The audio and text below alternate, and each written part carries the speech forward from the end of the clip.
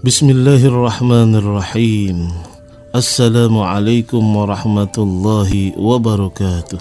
Rasulullah Shallallahu Alaihi Wasallam memang menjadi skenario Allah mengutus Muhammad Shallallahu Alaihi Wasallam ke tengah kehidupan manusia, supaya Rasulullah Shallallahu Alaihi Wasallam bisa memberikan contoh atau menjadi contoh atau memberikan pelajaran tentang bagaimana kita berakhlak. Innama bu'istu liutammima makarimal akhlak. Liutammima makarimal akhlak. Adapun aku diutus, kata Rasulullah Shallallahu Alaihi Wasallam, liutammima, yaitu untuk menyempurnakan, untuk mengajarkan, menuntun, membimbing manusia supaya berakhlak mulia. Supaya berakhlak mulia, baik berakhlak kita kepada Allah Subhanahu wa Ta'ala ataupun berakhlak kita kepada sesama manusia, bahkan akhlak kita sama lingkungan hidup, flora dan fauna. Apakah Rasulullah mengajarkan semuanya itu sampai kita berakhlak baik kepada flora, pohonan ataupun fauna, binatang-binatang? Banyak sekali contohnya.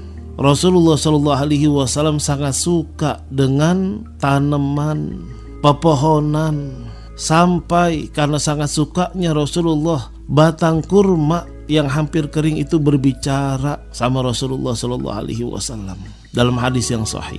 Bagaimana dengan faunanya, dunia binatangnya? Bahwa Rasulullah Shallallahu Alaihi Wasallam sampai mempunyai binatang-binatang kesayangan. Rasulullah mempunyai onta, sampai Rasulullah memberikan nama tersendiri bagi onta tersebut dan lain sebagainya, yang membuktikan bahwa Rasulullah Shallallahu Alaihi Wasallam mencontohkan akhlak bukan hanya kepada manusia, bukan hanya kepada Allah Subhanahu wa Ta'ala, tetapi kepada seluruh alam jagat raya semesta. Innaka la'ala khuluqin azim.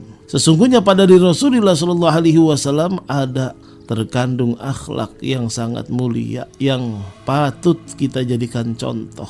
Nah, sobatku yang Allah muliakan. Jadi agama Islam nih, agama apapun, khususnya agama Islam, itu yang dikedepankan, yang sangat penting, bukan masalah hukum ini dan hukum itu, bukan masalah ilmu ini dan ilmu itu, bukan masalah dia hafal Quran ataupun hafal hadis dan lain sebagainya, tetapi bagaimana kana khuluquhul Quran, bagaimana kita bisa menerapkan Al-Quran, kita bisa mengamalkan Al-Quran dan sunnah-sunnah Nabi Muhammad Sallallahu Alaihi Wasallam. Kana khuluquhul Quran, sampai Aisyah radhiyallahu an ketika ditanya, apa sih akhlaknya Rasulullah? Kana khuluquhul Quran, akhlaknya Rasulullah adalah Al-Quran. Al-Quran berjalan. Jadi Rasulullah mengamalkan Al-Quran sehingga apa? Mempunyai akhlak yang mulia. Nah, ini kita harus contoh nih. Kita bukan hanya belajar membacanya, bukan hanya belajar tafsirnya, bukan hanya menghafalkannya 30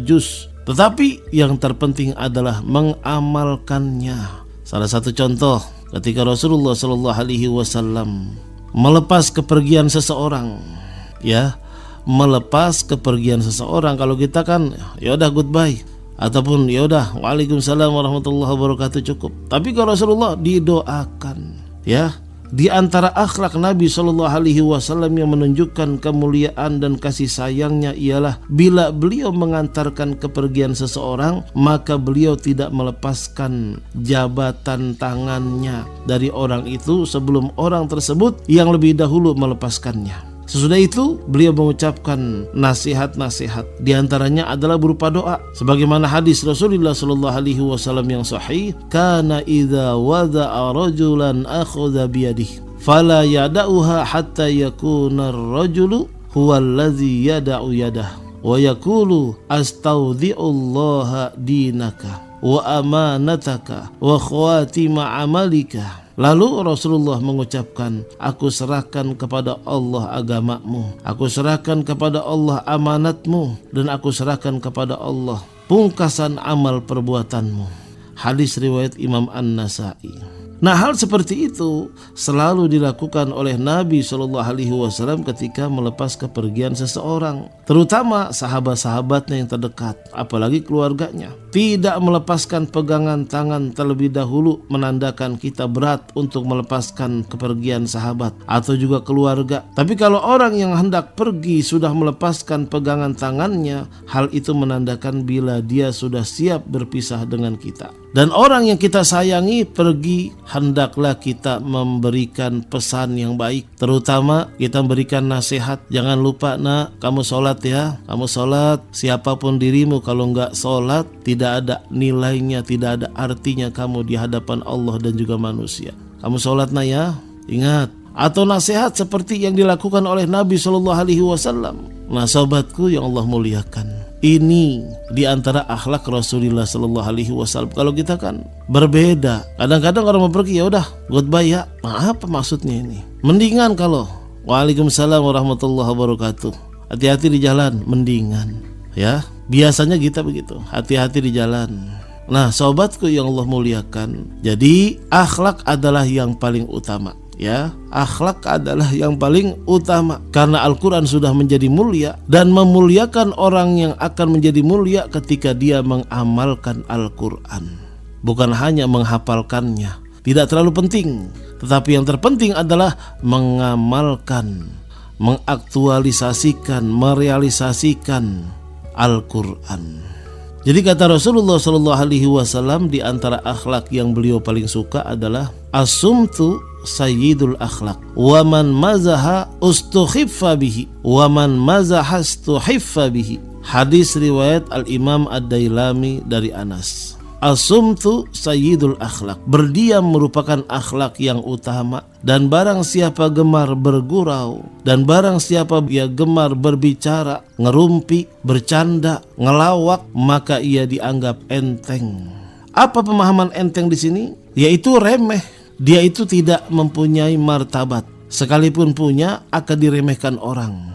Kenapa? Sering bercanda, banyak berbicara, ngerumpi, dan ini yang sering kita lakukan. Sementara kata Rasulullah SAW, berdiam merupakan akhlak yang paling utama. Dan barang siapa gemar bergurau, berbincang, berbicara, ngerumpi, ngegosip apalagi, maka ia dianggap remeh. Dia akan dianggap remeh oleh orang-orang lain. Nah yang jadi pertanyaan kita nih, bahkan para penceramah yang tidak bisa melucu dalam ceramahnya kurang mendapat perhatian. Bahkan tidak jarang yang dibawa pulang oleh jamaah justru lucunya saja, bukan kajiannya gitu. Justru dalam ceramah itu kalau bisa menyedikitkan tertawa, melucu. Ini kita diperbanyak. Memang gaya-gaya retorika ya, speak of art, seni berbicara, larinya ke sana. Tetapi semua itu adalah metode dakwah. Yang penting jangan berlebihan. Dari awal sampai akhir ketawa mulu kayak pelawak. Nah ini ya, sobatku ya. Jadi sekali lagi bahwa sayyidul akhlak adalah as-sum. Sayyidul akhlak as-samit. As-sumtu, berdiam merupakan akhlak yang paling utama. Karena kata Rasulullah SAW, falyakul khairan aw liyasmut. Man kana yu'minu billahi wal yawmil akhir falyakul khairan aw liyasmut. Siapa yang mengaku beriman kepada Allah dan hari akhir, maka hendaklah ia senantiasa berkata-kata yang baik. Kalau tidak bisa, diam. Kalau nggak bisa, diam. Nah ini sobatku ya. Jadi sekarang kita coba diamnya bukan hanya bicara. Diamnya bukan hanya bicara, tetapi diam juga mengantisipasi jari kita nih dari ngetik yang tidak di media sosial. Semua orang sekarang hampir punya handphone, apalagi sudah Twitteran, Facebookan, WhatsAppan, Masya Allah ya. Si Anu kan begini ngetik, sama aja ya. Falyakul khairan sayyidul asumtu sayyidul akhlak. Pengen ngetik nih, nggak bermanfaat. Pengen ngetik lagi, nih kurang, takut adanya hoak nih. Pengen ngetik lagi, wah ini bermanfaat nih, mudah-mudahan bisa menjadi amal soleh. Begitu harusnya, diteliti. Bahkan ulama-ulama sekarang ini tidak jarang yang mereka tidak punya handphone. Tidak jarang yang di rumahnya, saya pernah datang ke rumah seorang ulama, di rumahnya tidak ada listrik. Listrik tidak ada. Kalau listrik sudah nggak ada, TV nggak ada, radio nggak ada, handphone tidak ada, semuanya yang berbau listrik nggak ada. Kelihatannya kan sulit, tetapi merasakan indahnya luar biasa hidup seperti itu. Tidak sibuk dengan handphone, tidak sibuk untuk nonton TV, zikir saja. Masya Allah, luar biasa. Ya sahabatku ya. Mudah-mudahan kita bisa mengikutinya dikit demi sedikit. Kita bisa mengamalkan Al-Quran dikit demi sedikit. Kalau bisa banyak, semakin banyak. Kita bisa mengamalkan sunnah-sunnah Nabi kita Muhammad SAW. Kita bisa mencontohnya. Dan kita bisa mempunyai akhlak yang mulia. Insya Allah. Allahumma ahsin khulqi kama ahsanta khuluqi. Ya Allah, perindahlah jasadku sebagaimana kau perindah akhlakku ya Allah. Karena akhlak itu adalah karunia dari Allah, kita minta sama Allah. Rasulullah aja itu akhlak ditanamkan oleh Allah Subhanahu wa taala. Begitu juga kita. Ya Allah, tanamkanlah kepada diri kami akhlak-akhlak yang mulia ya Allah, kepada anak-anak kami, kepada putra-putri kami ya Allah, akhlak yang mulia. Amin ya rabbal alamin. Kurang lebihnya dari saya Al-Fakir Haji Muhammad Amin Nasri, mohon maaf. Hadanallahu wa iyyakum ajma'in. Wassalamualaikum warahmatullahi wabarakatuh.